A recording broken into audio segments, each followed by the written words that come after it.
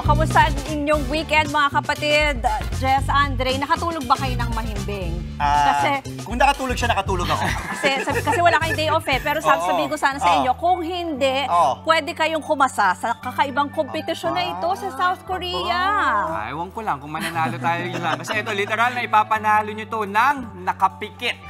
Hindi kasi training, kundi pagod ang puhunan nyo, mga kapatid, sa power nap competition. At imbes na jersey o uniform, pantulog ang suot ng mga sumalang sa kompetisyon na ito.